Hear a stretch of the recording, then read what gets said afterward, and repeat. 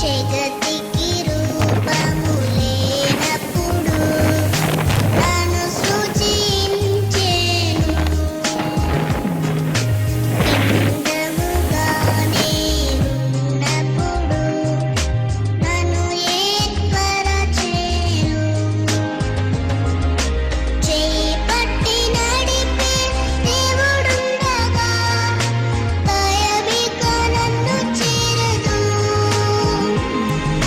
తన కంటి పాపలా నన్ను కాయును, శ్రమయు నన్నేమి చేయదు.